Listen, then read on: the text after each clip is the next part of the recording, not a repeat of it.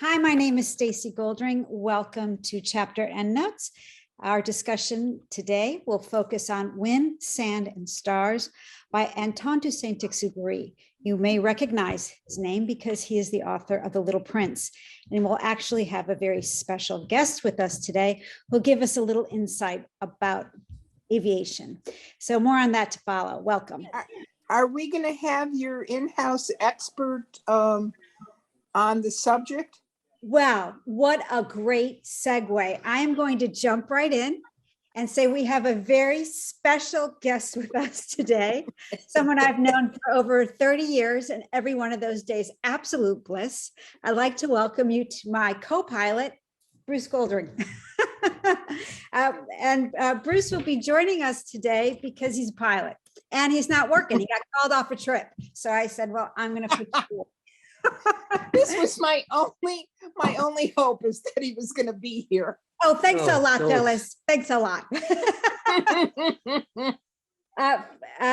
Lucy, we can't see you. And usually I would think you're in some type, I don't know, maybe you would come dressed as like the Red Baron. I don't know. So we shall see. But Elizabeth, it's good to see you too. Hello. All right. So we're going to go ahead and get started. I absolutely love this book. And as I was reading the book, I kept hollering to Bruce, is this true? Is this authentic? Did this really happen? So I'm so grateful that you can be here today, that you're in town, and you'll be helping us through the book. So I'll go through the book a little bit, give it a little bit of a setup, and then I'm going to tee it off to Bruce. But the first thing I'm going to do is go ahead and bring up the PowerPoint so we can kind of follow along. There's a lot of visuals in this book. What makes a life worth living? What is a life well lived? In this slim book, Wind, Sand, and Stars, this is an autobiography written like a novel. This is a book in which we find the answers to these questions. I thought it'd be interesting to show you the book as it was published in France in 1939 and what the book looked like when it was published here in America that same year. It's actually a very different title. The French title, which I will now botch the French pronunciation, Terre d'Homme, means earth of men or men of the earth. It has a much different emphasis than the English title. Saint-Exupéry preferred our English title because he said it evoked atmosphere of the book, which he wished to create.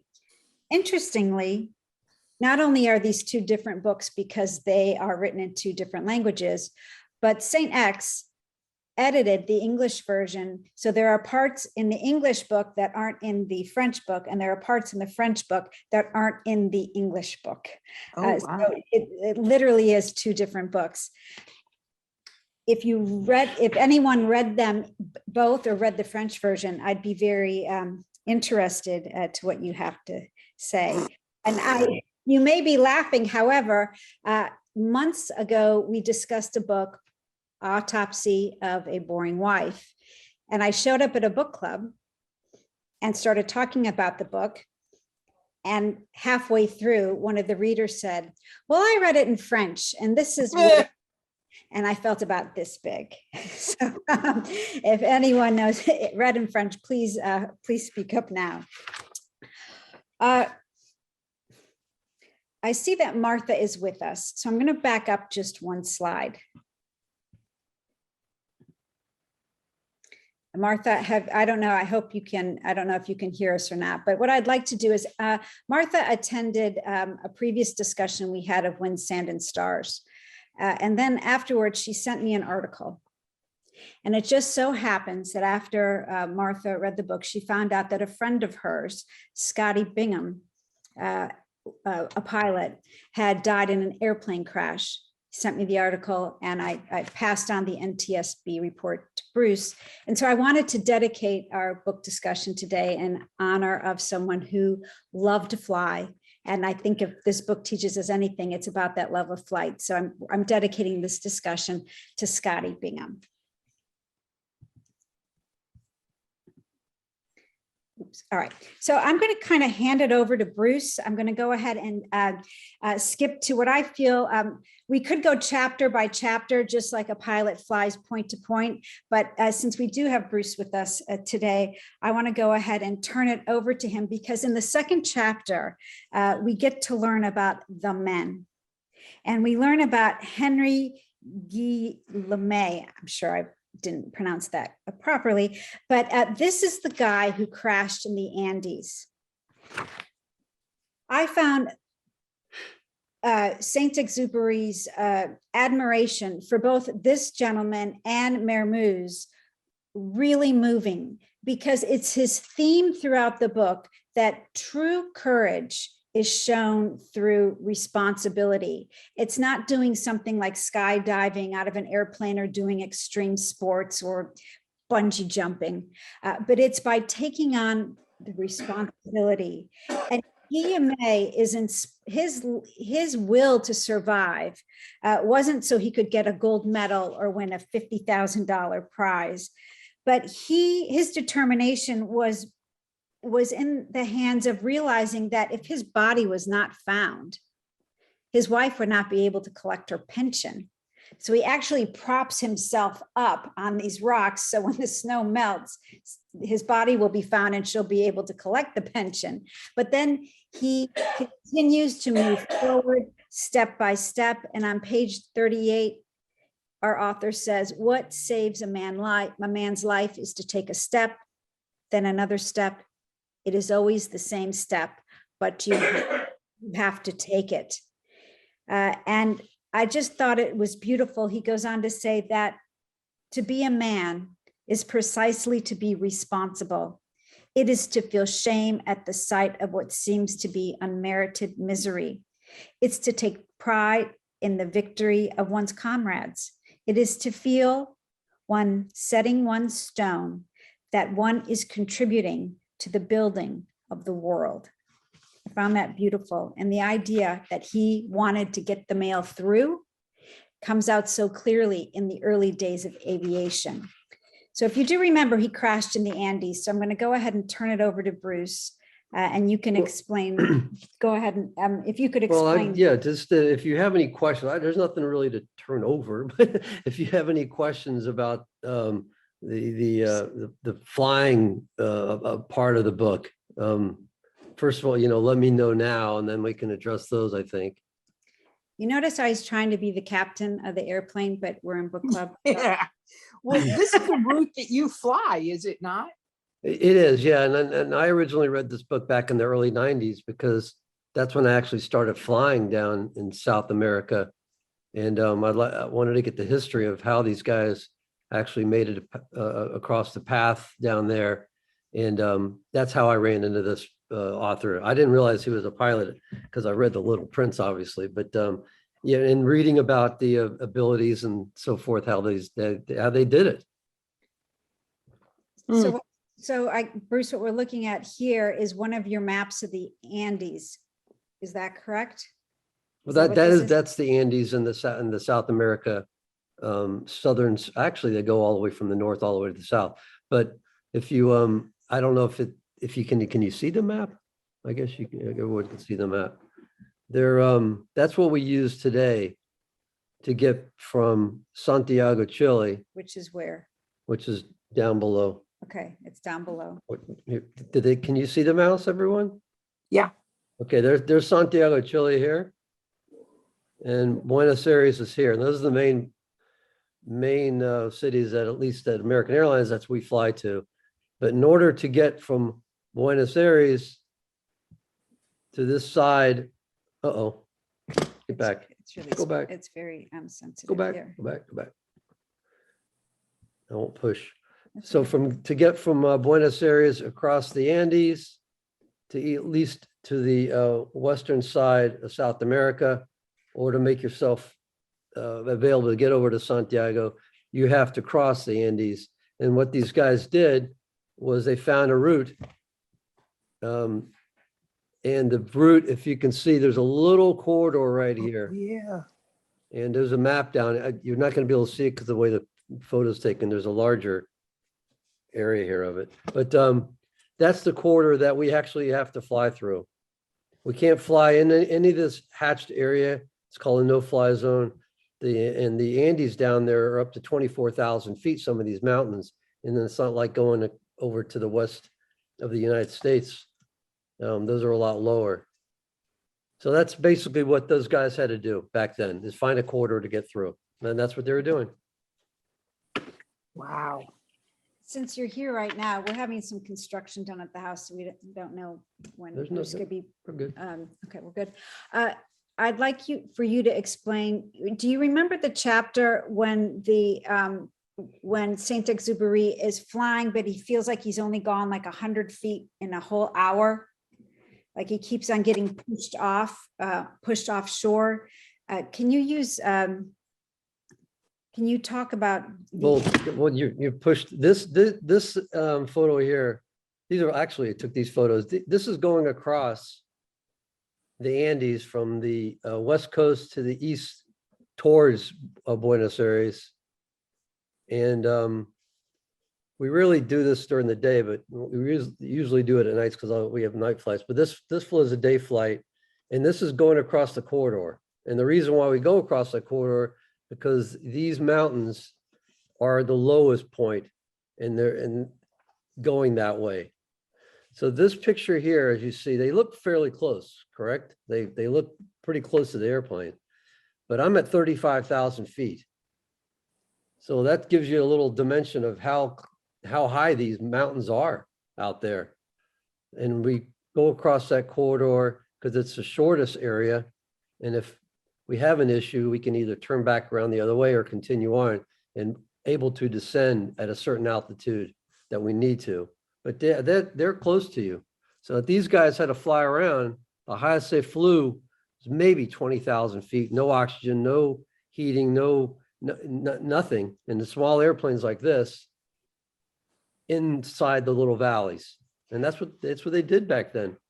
And I'm going to talk about the illustrated book that I recently found a little later, but here is an illustration. I hope you can see it, of him flying through that corridor, and you can kind of get an idea of the elements and the mountains so tall and the wind coming off the water. And he's just bounced around like he's a little airplane out of a bubblegum machine. And to think that these early aviators have plotted points that jets are still flying today, shows you historically how important these and brave these pioneers in aviation were. So it's really many books in one, because you do get this history of aviation. Can you go back just real quick? Where you want this? Go backwards to that map, to the map. Nope, there you go. So what Guillaume did was he flew across here. I'm sorry, you can't blow it up, but his airplane actually had issues, and he had to crash near the lake. Do you remember the part where he had to crash near the lake? And the lake was around, where'd the little mouse go? There's the mouse, was around this area here, and he knew he was near the Argentinian border, but it took him those many days to walk to that area. But he was already pretty much across the Andes almost. Luckily, he didn't have to go in the middle of it, but that's where he was at the time. Thank you. Wow. Welcome. Does anyone have any questions for Bruce? Okay, so fasten your seatbelts and we will continue. Has your flying life been fairly even? Have you had any things that you haven't told Stacey about? You mean issues with the aircraft? Yes. So, I've been flying for 30 something years. Yeah, we've had issues, but nothing major. Even back when he was flying, back when you read this book, the airplanes themselves have got so as you said, he even mentioned it, the engines keep running and running and running. They're so reliable now. Everything's so reliable. Things rarely ever happen. And when they do, it's not a major thing, but it's major towards the flight because things rarely ever happen. So there's so many different steps you have to follow But no, it's the safest way to go, much less fly right now. Keep talking. I haven't flown in 22 years and I just booked a flight for September about a month ago and then started reading this book. Yeah, but the book was written 100 years ago, so whatever it's worth. But Phyllis, your question is incredibly relevant because if you remember early in the book, I think it's in the first chapter, we find Saint-Exupéry on a bus. So when you ask about over Bruce's career, and here's a great print in the illustrated version of this early morning schlep to work, where they take the bus from basically the parking lot to the terminal. I had to laugh because in all the stories that Bruce comes home with every trip, and trust me, there's definitely a book there, several. He probably talks more about the bus than he does the flight. Could you expand on that? Yeah, I don't want to take all your time here. No, this is fine, because I got to get something anyway. Because So take it away. When at least for airline pilots, when you start a trip off, you get in, let's say you get in the aircraft and you fly to a certain city. And that city, when you land, you've got to get to the hotel. So the hotel, you have to wait for a bus. And from the hotel back to the airport, you have to wait for a bus. So sometimes you're waiting sometimes 30 minutes, 45 minutes, bus has issues. So you're constantly on this bus. And even back then he had to get to the airport back and forth. So he took his bus. So nothing's changed really in the 100 years since this book was written about the. Does that have to do with the professional fact pilot. that you're not in control then? Of the bus? Yes. Yeah, I don't make the schedule. I mean, the hotel's going to send a bus out or the company contracts a bus. And if you land, if you're early, they have set schedules. So sometimes you've got to wait or sometimes they don't show or that, after flying so many years, I don't know how many hours, I should keep track of it, how many hours in my life I've had to wait for a bus. I don't know how many, but It's that part it of was that interesting. it's a very glamorous life. Yeah, Thanks, Bruce. I appreciate that. okay. Okay. Before Bruce leaves, the question about camaraderie with other pilots, Yeah. and and that was very real in the book too. And with Scott, speaking of the neighbor, he from a young age, from like 15, 14 years old, was outside with airplanes, model airplanes, and that love of flying. And I was just wondering if, because Bruce didn't get on the other night, He was if working. he was behind you somewhere. Oh, he was behind. Yeah, that's right. If he has that kind of feeling with friends, because that's special. That was his his thing.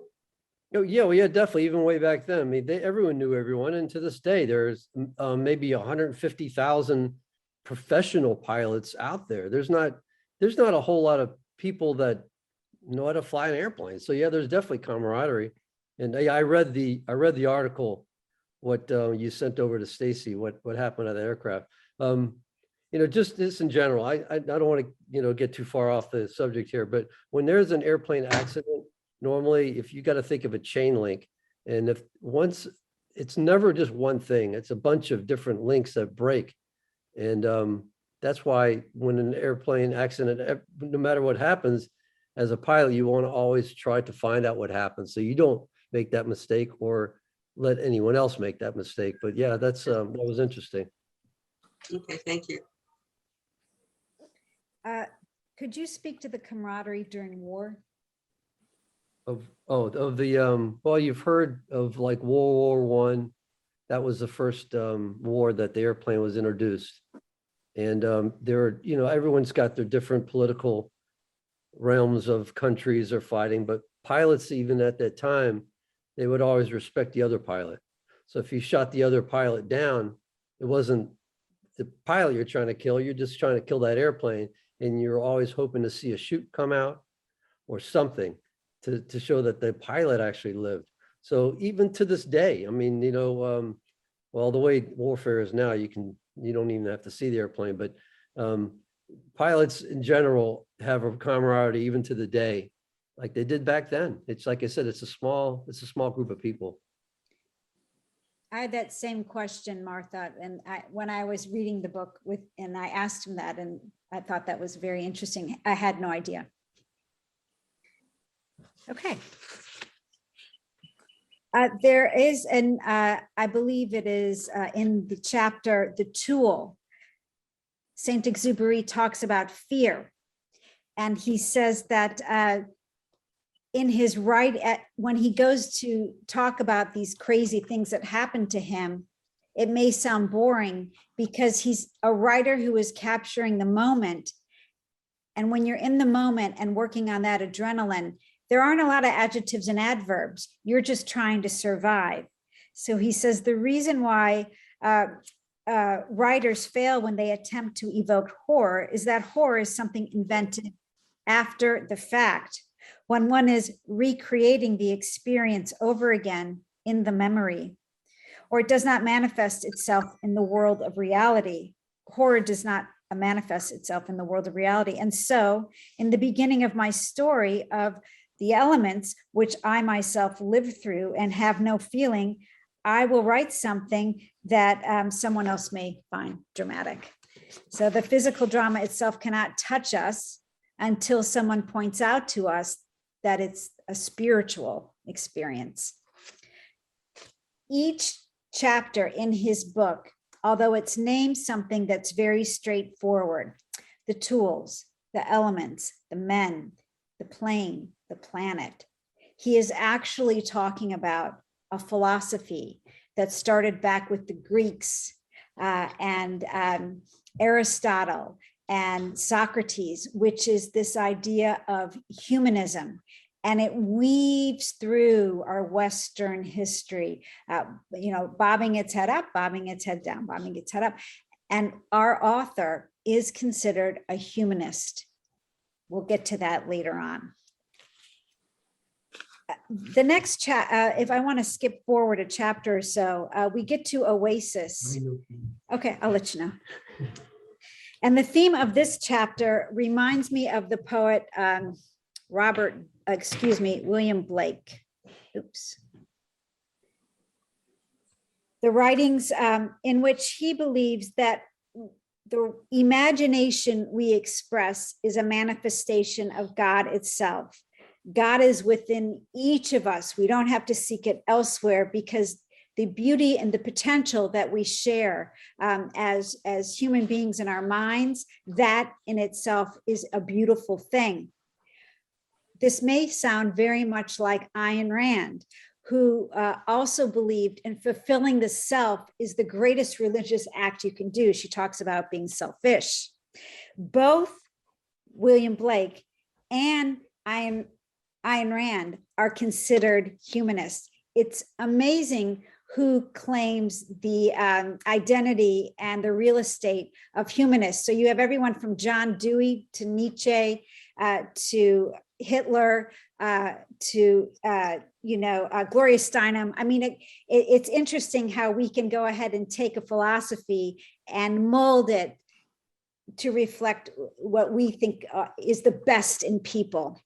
It's also quite dangerous. Anyway, so this is the chapter where he says something that I found so endearing. At one point, he is finding our place in the universe, which brings me to Blake.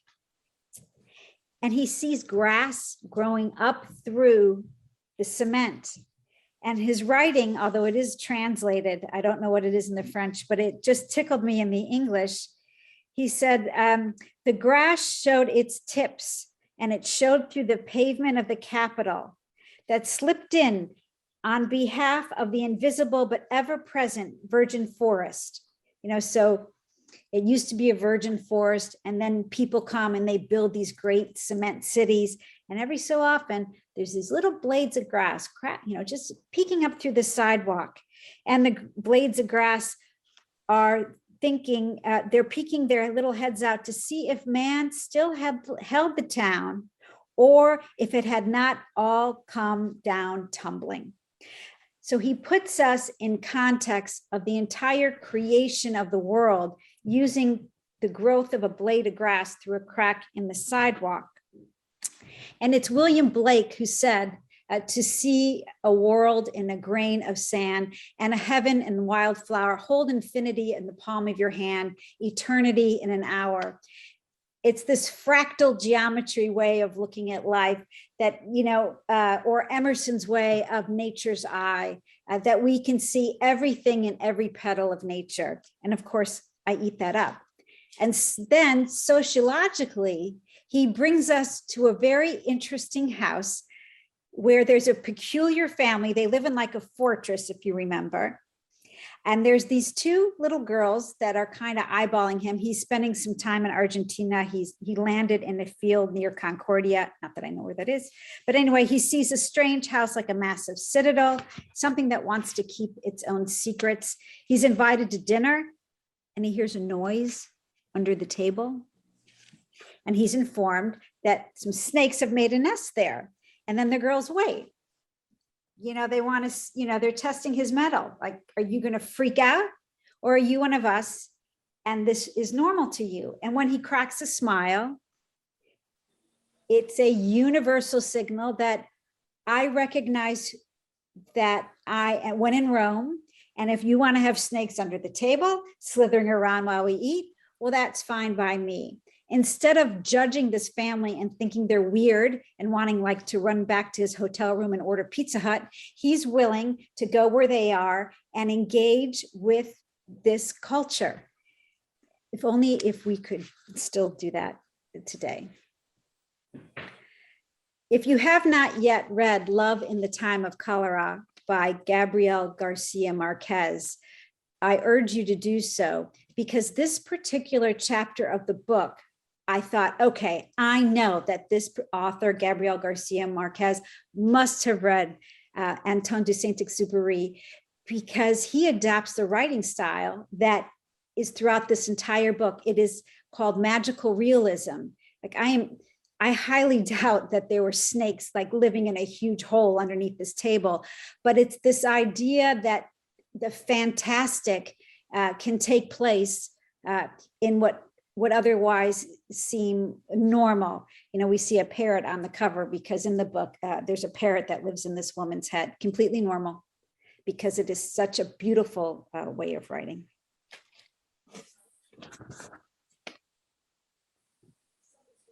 I also found a lot of naturalism in this book, very much like Steinbeck and very much like Zora Neale Hurston's Their Wives Were Watching God. If you remember in this chapter also entitled Men in the Desert, we are going to get to the colonialism and slavery. But before we get there, there is a very small passage where our narrator, Saint X, sees dragonflies. And he's thinking, why am I seeing dragonflies in the desert? And I immediately went to this book where our characters and their eyes are watching God are seeing animals go running by in the Everglades, and there's a pending storm. And what's happening is nature is realizing that there's a hurricane coming, and all the people, they see the, I believe it's the Seminole Indians, leaving the area. They see rabbits and everything. And in this book, our author, who is an aviator, realizes, because he's so in tune with the earth as well, that this must mean that there's some strong winds coming from a more humid place that would bring an animal like a dragonfly into the interior of the desert. And that absolutely tickled me. I'm going to leave bark for now and the whole idea of the price of a human life and freedom for our discussion, because I think it's definitely worthy of going there. But I'm going to just go on now with the brief summary. I don't know how brief I'm being, my apologies, but about the book. Prisoners of the Sand is the next point, the next chapter in the book that recounts the story of the Little Prince. However, the Little Prince was a story that was, it was a fairy tale. And this particular chapter is what The Little Prince was based upon. So we get, it certainly isn't something that looks like this. It looks more like this. Someone is texting, which is fine, but I'm hearing your bleeps go back and forth, and I'm so technologically inept that if you're texting, just go ahead and put on mute, because otherwise I kind of get thrown off my game, because squirrel, I'm very easily distracted. Anyways, here is a picture of the airplane that crashed in the Sahara. And I'll tell you some specifics about this chapter. On a flight from Paris to Saigon, Saint-Ex and his navigator crashed in the Egyptian desert. They made a march of 3 days in torrid heat, covering 125 miles. They only had a little more than a pint of liquid between them. And this happened on December 30th. They had been flying for 19 hours and 44 minutes. I don't want Bruce flying for a straight 19 hours and 44 minutes. They were attempting to break a speed record from Paris to Saigon. Again, I don't want my pilot attempting to break a speed record, even if it means missing the next connection. Anyway, it said they crashed somewhere near the Nile Delta. Remember, their maps were primitive. They were certainly lost. They had some grapes, some oranges. Obviously, they were French, so they had a Madeleine, a pint of coffee, and of course, French. So we have a little white wine with us too, and some medicines. Within 2 days, they saw mirages, auditory, and then visual. Then they became so dehydrated, they stopped sweating. On day 4, a Bedouin on a camel discovered them and administered a native rehydration treatment that saved their lives. And this indeed is the story that from where we get The Little Prince. So I want to show you the next photograph, which Saint-Ex says for my friend Hirsch. And then he has in the background, he has drawn in, because remember, he's an artist, it says a mirage of a bar. So only after now they've been rescued, they can come back, collect the airplane, and make a joke about it. And I want to bring Bruce back in here a minute, because I want to talk about the idea that this pilot says that he crashed. And Bruce, I'll hand it over. Sorry, I'm going back and forth between the air conditioner people. If you notice the airplane, this is the actual airplane that he used to do this trip. And it has nothing to, they're just trying to break a speed record, that's all, which is not a problem. And they don't have passengers except for his navigator. But he is flying for 19 hours. He's fatigued. He runs into a sandstorm, and his visual,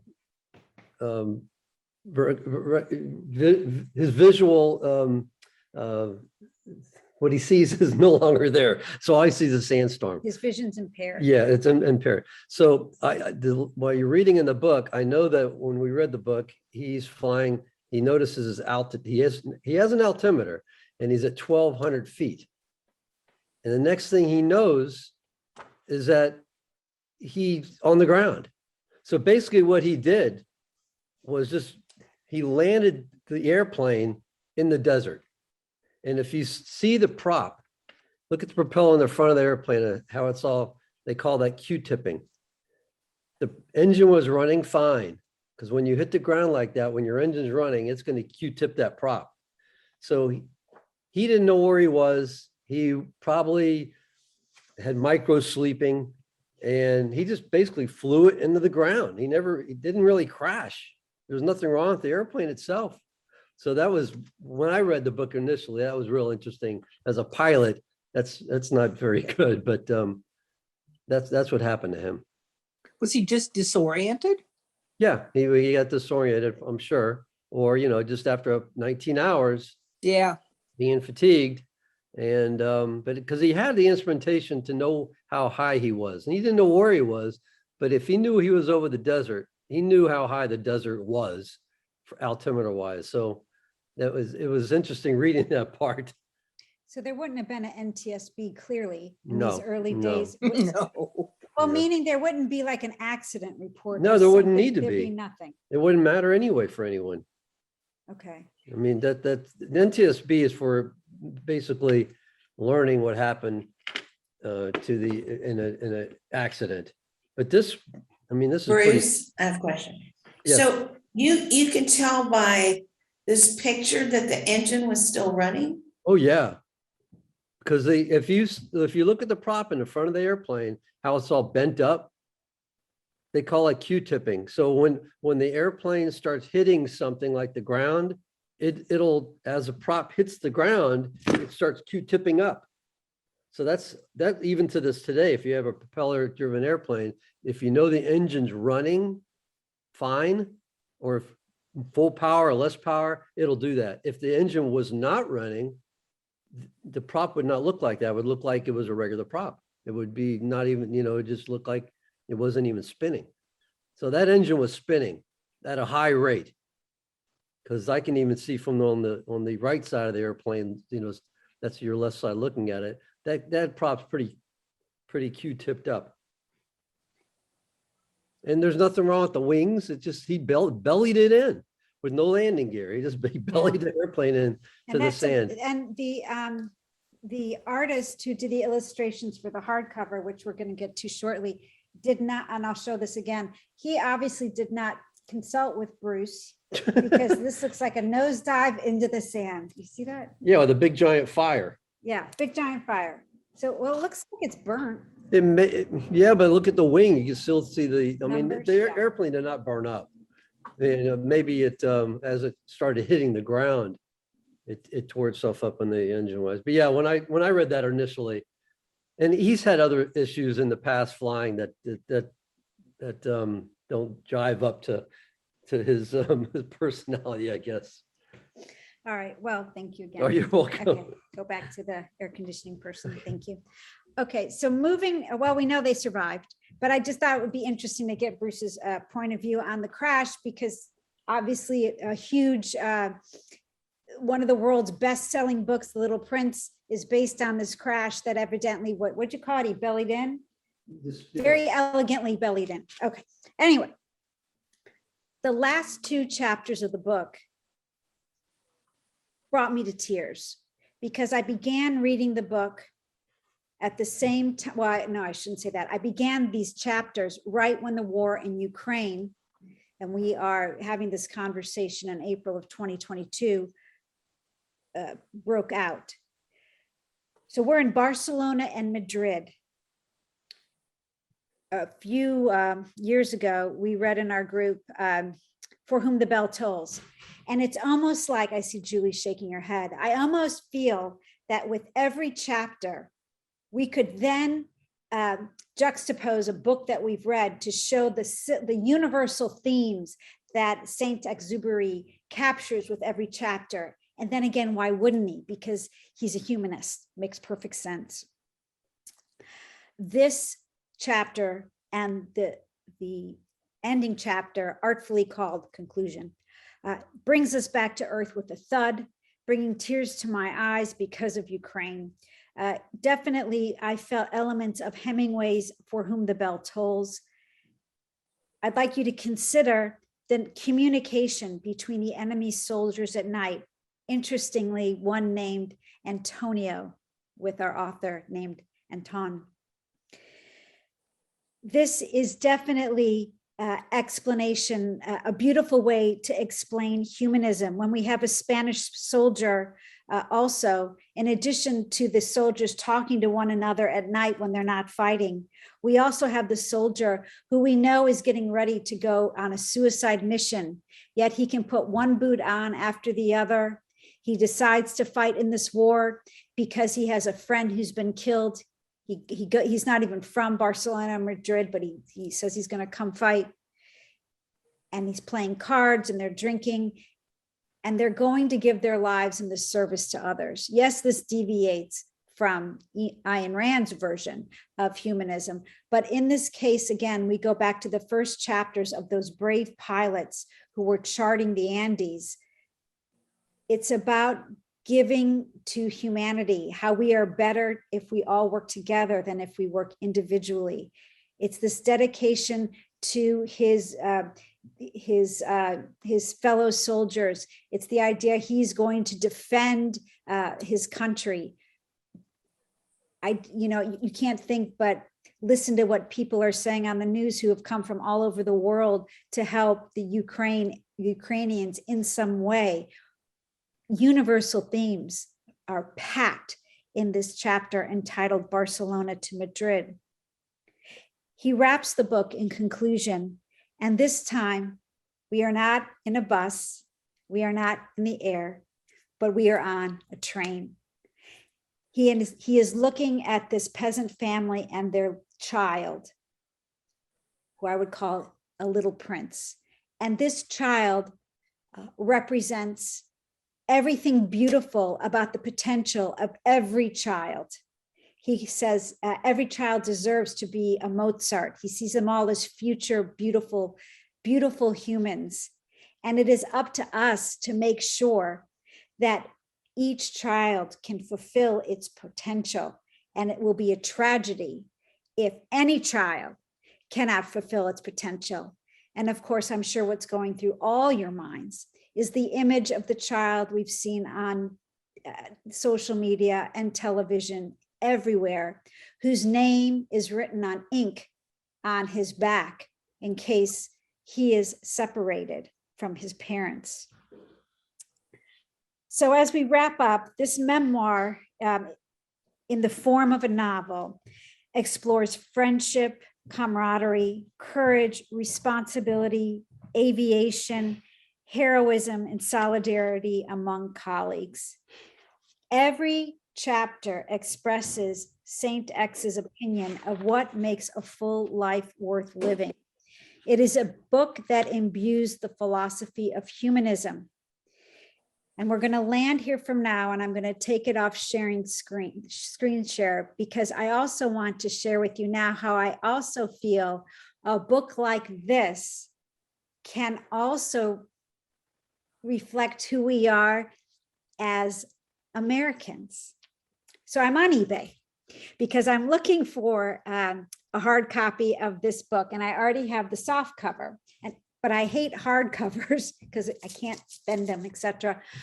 But I wanted to see the illustrations, right? So I find this book on eBay.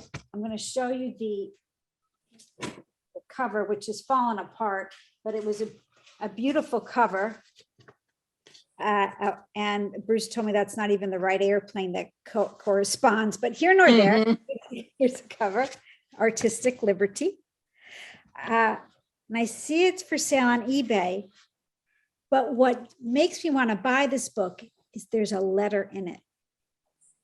So I write to the seller and I say, are you sure the letter goes with the book?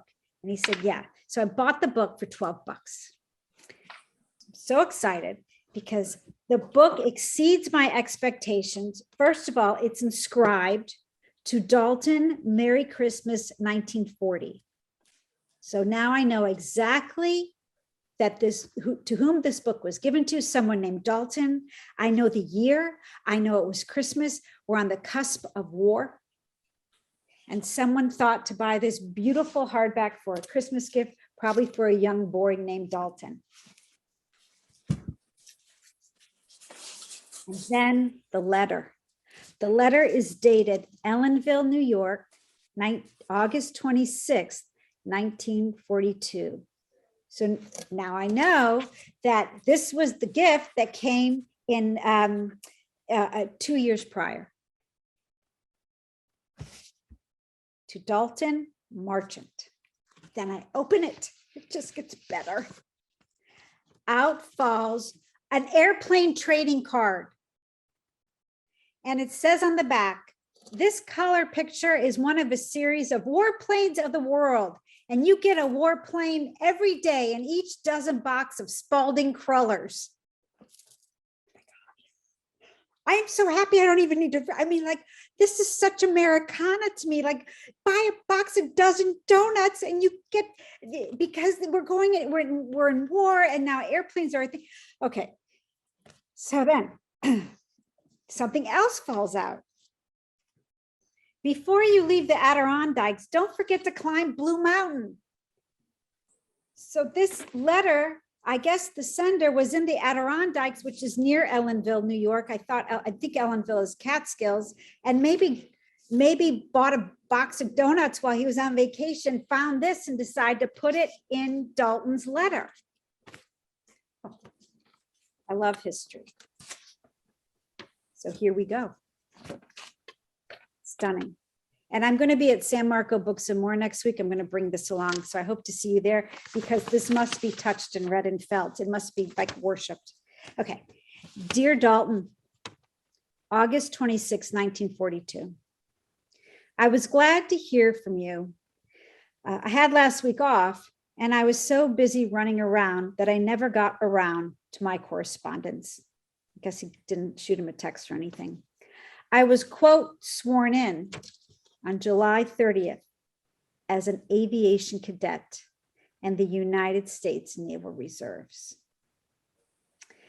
At the time, I was told to expect a call around the 1st of September. As yet, I haven't had a word.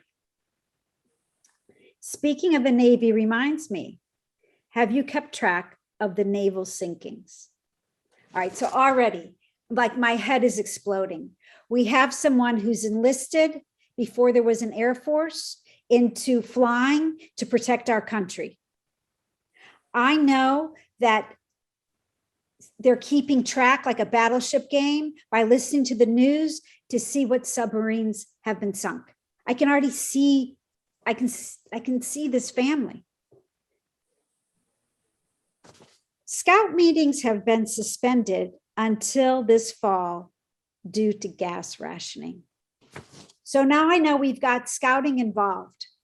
And who knew they stopped meeting because no one could afford to drive to the meetings. They had to conserve gas. Again, my mind's like exploding on this anecdotal level on how the war affected this person. Your father tells me that you've been playing a lot of tennis. Keep it up. How are you coming with your life savings merit badge? You should begin now on your 6th month physical development merit badge. By starting now, underline twice, you could complete it by the time of the scout rally comes around next year. Now I know there's a scout rally coming along. I know this is a kid on the cusp of puberty, and if he doesn't get those badges in now, forget about it, right? And then as a nature lover, you could have blown me over with the feather in the next paragraph. It has been very cold here for the last few nights. I nearly froze last night as I waited to see the eclipse of the moon. If I shouldn't see you before I leave, I want to wish you the best of luck. Sincerely, Dorbit.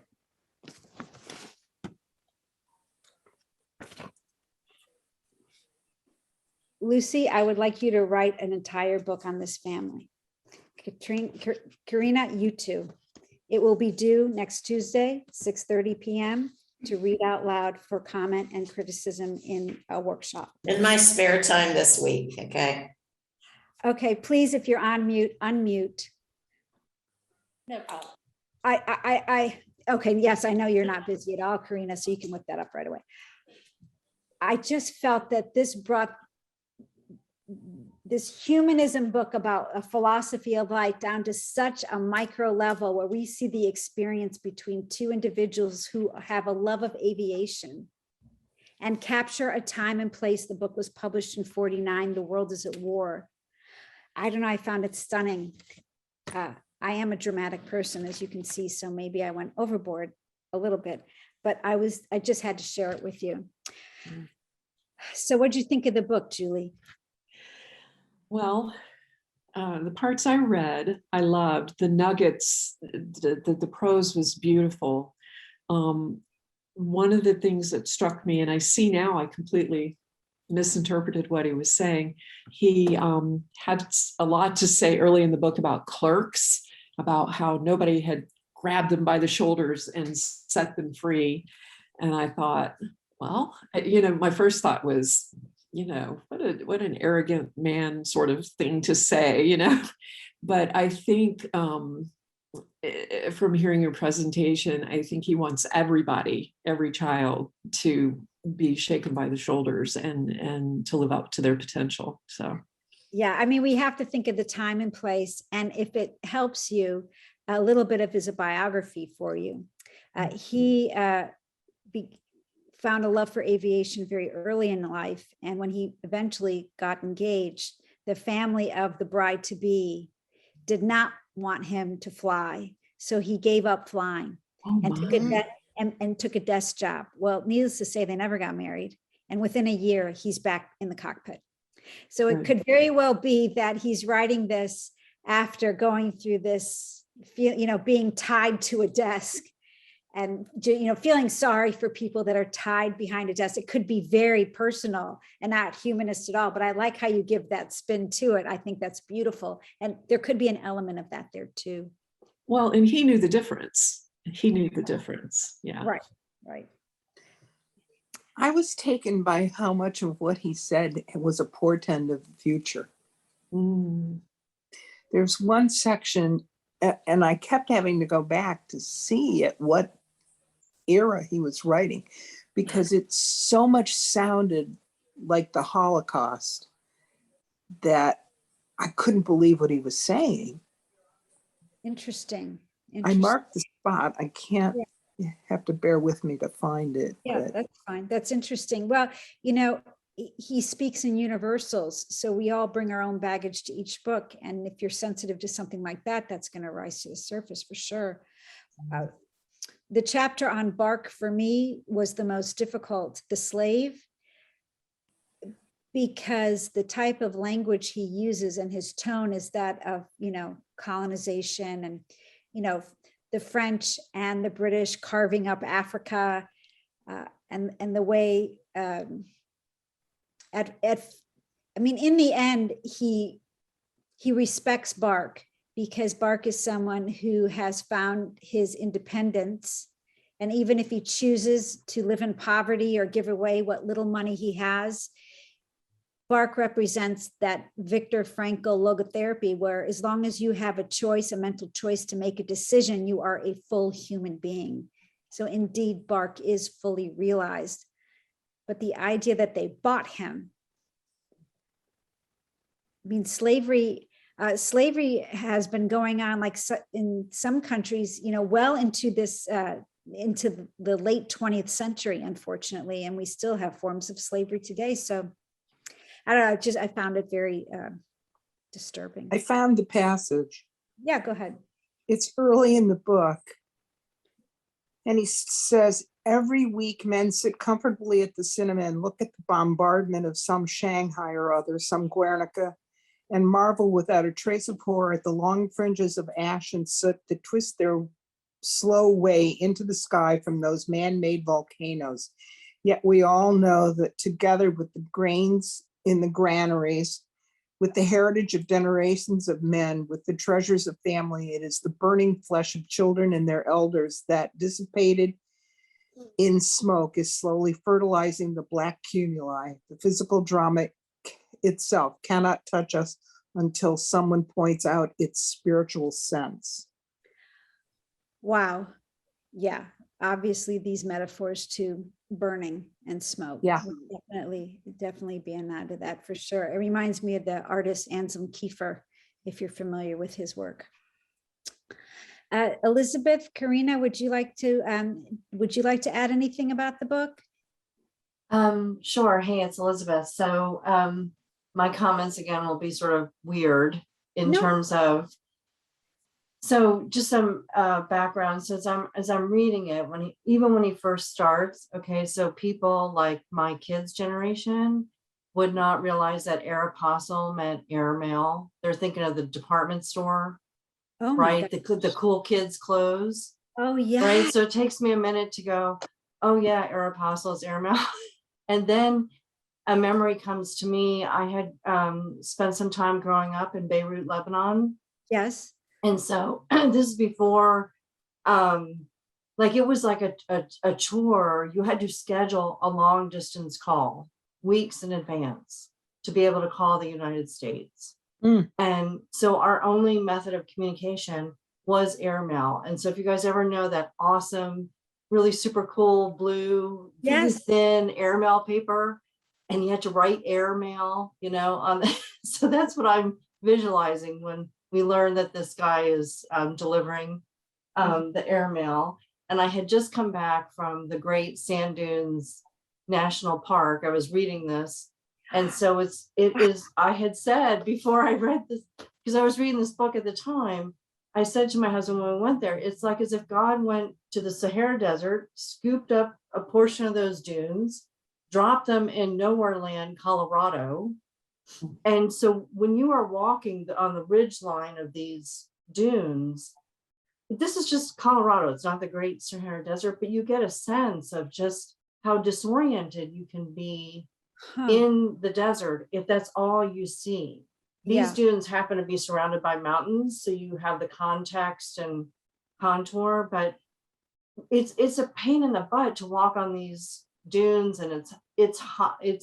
They say don't, you know, in the summer it can be extraordinarily hot because it's all reflective. It's over 100 degrees. So I just had this, when he was talking about his crash, I really had this sense of how hard that was for them. And then like you, Stacey, when I was reading just his general talk about the war, the whole Barca, and that at the end, I had just been in overseas for a funeral, the whole thing with Ukraine, and just I was like, I cannot believe this is history repeating itself. Everything that he talked about that was present for him, I cannot believe we're doing this again. You know, so Wow. thanks. Yeah, absolutely profound. What a serendipitous experience that. Yeah. Wow. Well, it comes under that awful heading of history repeating itself. Mhm. It certainly does. When you talked about the dragonflies Yes. and the Sahara, and did you see the movie Dune? No. They use aircraft that are dragonflies. Oh my And gosh. when I put the two together, I thought somebody must have read Saint-Exupéry. Absolutely. You know, and that's happening. I guess it's with age and just reading, but more and more I'll read things and I'll go, wait a minute, this one must have read that one. Yeah. There's just, I mean, because we're inspired by art, right? Right. And of course the whole thing is in the dunes and in the desert, but okay, interesting. Wow. Bruce, did you have anything you wanted to add? No? Okay. Stacey, if I could just throw on one other thing, so sorry. The other thing that I had to do was give myself a geography lesson to understand. I had to like look at a map while he's talking so I could figure out where in the world he was going. And so cities that we know today, like he mentions Benghazi in there. He mentions other cities that have such a different context to what they were back then. So thanks. Right. It's such a prescient book in that way, which speaks to this universal, well, first of all, the universality of the arts and how, you know, art is an expression of who we are. We should not be surprised that it's mere, you know, but he makes it so timely with what's happening in the world. Yeah, that gave me goosebumps when I came across the word Benghazi also, because I still wouldn't, you know, who has a reference for that? Just very interesting. How does he make the leap to go into the Civil War in Spain? I think it's not, I don't feel it's that clear in the book, but when I did my research on his biography, he was also a journalist and he was always getting gigs. Oh, okay. So it could very well be that it was you know, he had a freelance gig that took him there, or, you know, like Hemingway, he was interested and found a way to get there. You know, they were all finding ways to get there. And I kind of think that's happening now too. People want to go and see what the heck is going on. I want to talk a little bit about his biography, because it will maybe fill in some of the blanks, but you have to be honest and just stop me if I start to fall down a rabbit hole. Okay, so he was born in 1900, and he was considered a writer, a poet, an aristocrat, journalist, and pioneering famous aviator. He was also a publicist for Air France, which was Aeropostal's successor. He's received so many awards, so many cities, streets, schools have been named after him, train stations, airports, etc. Yeah, he is like a Mark Twain. That's how France feels about him. He will be always remembered for his novella, The Little Prince. He was a successful airmail commercial pilot before World War II, flying in Europe, Africa, and America, as we well know. All right, so as a young guy, he was very aristocratic, but when his father dies in 2004, so he's 4 years old, they become part of that impoverished aristocratic class. He had a brother who died of rheumatic fever, and his little brother, he nursed until the very end. And some say this child was the inspiration for The Little Prince, but then there are also there's a lot of theories about his inspiration. So we'll get to that. It's not the only one.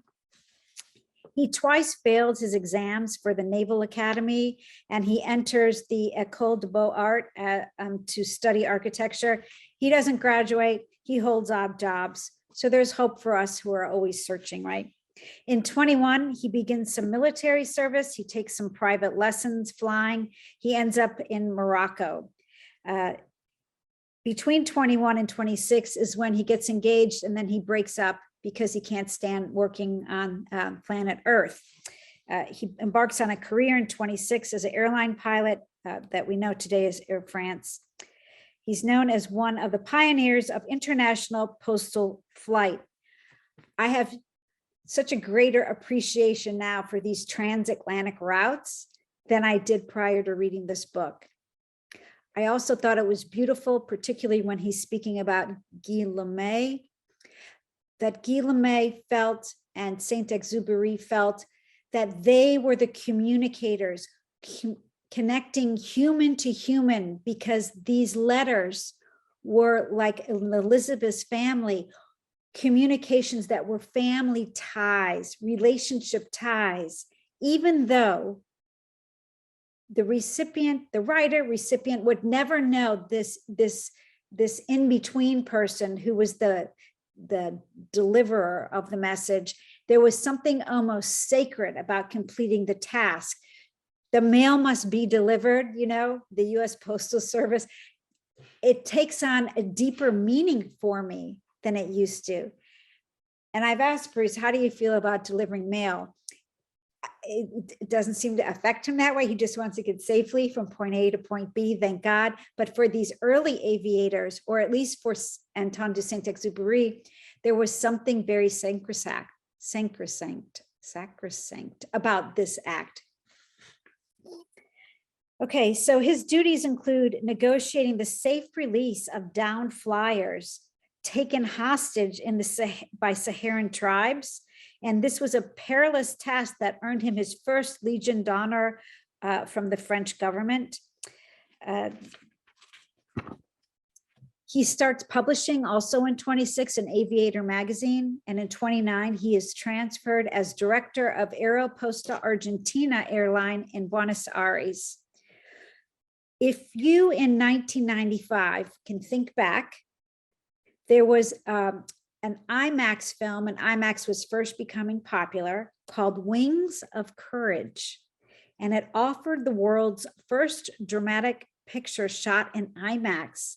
It is the account of the true story of Henri Guillemets and Saint-Exupéry. So I don't know if they play IMAX on YouTube or Netflix, whatever, but it's interesting to think that in 1995, there was, this highly technical film produced about him. And remember what he has to say about technology. He embraces technology in the book that he writes in 1939. Put a pin in that. But he embraces technology because he's saying, like the pencil used to be technology. Sliced bread, paper, water bottles used to all be artificial intelligence. We have to embrace it because we have to look at the huge, the bigger scheme of things. He wasn't interested in people that would say, oh, remember when there were Princess telephones and the Brady Bunch was always on at 6 p.m. every night? Oh, I wish for those days. He'll have none of that. He thinks much on a much bigger perspective, as every pilot does. They're flying at 30,000 feet in the air. I've said to Bruce many times, there's no problems in your life because you see circular rainbows all the time. I drive down San Jose and I'm stuck in traffic. Well, when I used to leave the house, and that's my entire perspective of the world is like Target, Publix. But, when you're flying and you see the natural landscape, I truly think that how when the people come back from the space station and you can just tell like they're on this permanent happiness drug, it's something like that. Okay. He marries Consuelo Sunson, a once divorced, once widowed Salvadorian writer, artist, bohemian spirit that had a viper's tongue. He is her muse, his muse and his angst. There was a lot of drama in their marriage. If you remember La Petite Poisse, there is a rose in a glass jar, and that represented Consuelo, very thorny, but beautiful. He frequently indulges in numerous affairs throughout his marriage, most notably with the French woman known as Nellie and referred to as Madame de B in all his biographies. It is the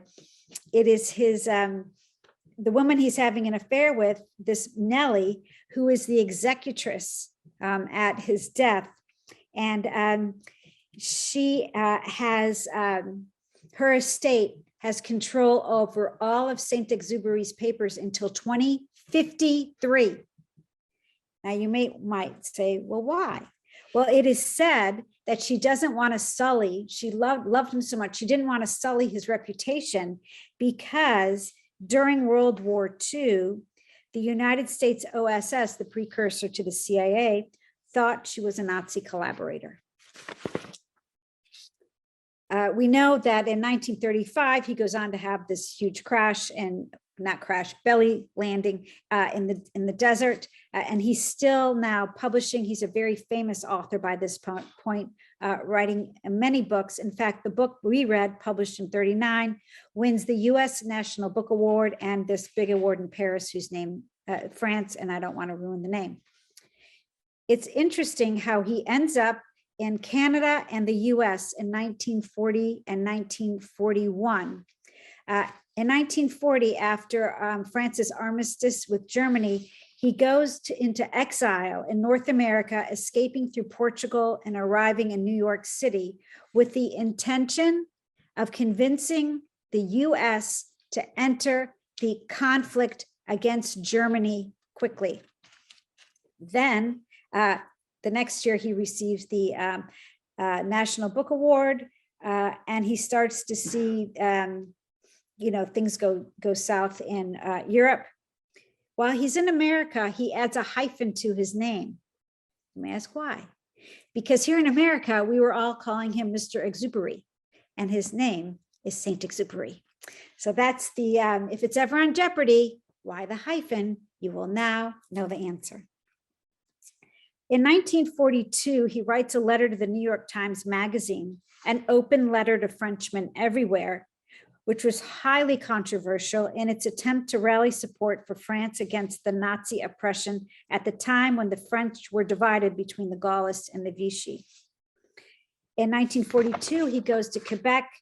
He becomes incredibly depressed, and it is there that he begins to write and finishes writing on Long Island, The Little Prince. Why? Because his wife and his publisher say, you need to write about something happy. Just write a kid's book. And P.S., Mary Poppins is doing a killing in the market. So why don't we try something at our publishing house to kind of kick up sales? In 1942, he leaves the US and Canada to go fight with the Free French Air Force and fight with the Allies. He is 43 years old, 8 years over the limit for flying P-38 Lightnings that an officer described as war-weary and not a very airworthy aircraft. But he petitions, he wants to fly, and it's Eisenhower who finally okays and gets permission, because it's all who you know, for him to return to flying. He has been in so many crashes at this point and survived that he can't even zip up his own flight suit. He needs help getting in and out. In his training, he crashes one of these airplanes and is grounded for another 8 months. He tries to return to flight, but his little group, I'm not good with military terms, so I don't, his squadron maybe, they try to think of ways to keep him grounded. He's kind of like the old guy who we need to take away the keys of the car, but he knows too many people in high places, so he gets okayed, you know. So unfortunately, you know, he gets okayed to fly. It is said while he'd be flying around, he would fill notebooks with his philosophical writings. His last assigned reconnaissance mission was to collect intelligence on German troop movements around the Rhone Valley, preceding the Allied invasion of southern France called Operation Dragoon. Although he had been reinstated to his old squadron, with the provision that he was to fly only 5 missions, on the 31st of July of 1944, he takes off in an unarmed P-38 on his 9th reconnaissance mission from an airbase in Corsica, and he does not return. Word gets out around the world. A few days later, an unidentifiable body and remnants of a uniform were found several days later in the waters south of Marseille. In 1998, a bracelet is found in the same area by fishermen that identifies his name, and it's inscribed by his wife and his publisher. It was hooked to a piece of fabric, presumably from the flight suit. In 2000, a diver finds debris from the same type of aircraft. And in 2004, finally, the French officials officially confirmed it was him. We can all go to Paris to the Air and Space Museum and see a permanent exhibit of his life commemorated in a permanent exhibition there. There were 3 times between 48 and 2008 where Luftwaffe pilots stepped up to say they were the ones that killed Saint-Exupéry. None of these could be confirmed, but it is the third one that breaks your heart. In 2008, a Luftwaffe pilot who flew in the area of Marseille, his name was Horst Rippert. He was a great admirer of Saint-Exupéry's books. He expressed both fear and doubt that he was responsible. And by 2003, he kept all this in his diaries from the war. And then in 2003, he comes out saying he was certain that he was responsible when they found out where the plane was shot down. Unfortunately, all of these claims, none of them can be substantiated, but it is this man's story that when you read it, he absolutely adored this author. And it speaks to Bruce's idea of camaraderie between pilots. It is true that this man should not have ever been flying an aircraft. It is also said that he suffered from depression, so there's a wonder why he takes off in an unarmed aircraft. We don't know the answers to these questions. But he is a man so well revered, but there's not 1 but 2 asteroids named after him. There's a mountain peak named after him. The Little Prince is translated into over 300 languages. And beginning April 22nd, I believe, it's still in previews, you can go to Broadway and buy a ticket for The Little Prince, which is being produced on stage, and it looks like a type of like Cirque du Soleil / musical. So his influence is still being felt today. Would you recommend the book? Julie, go ahead and, or someone go ahead and unmute so I can hear your response. I think my husband would really enjoy it. I'm not a real nonfiction reader. Right. I do like biographies and autobiographies, and I'm really glad to. I mean, I wouldn't have picked this in a million years, but it's just fascinating, and like I say, I love the prose, and so I feel compelled to go back and read some more. Well, I hope you do, and. We'll be doing this again next week in person, which will be a lot of fun. And of course, it's always different every time. If we meet next week, I can weave in how Anne Lindbergh is involved, Anne Moreau Lindbergh is involved with this story. Also, I'd like to invite you all to the Cummer Museum of Art and Gardens on April 27th and 28th. I'll be doing one of my literature programs with Cindy Edelman. In person at the Cummer, which is very exciting. And other than that, I'm wishing you a very happy spring, happy holidays, and all of that stuff. Do we have a summer book? Not yet. So go ahead and send in.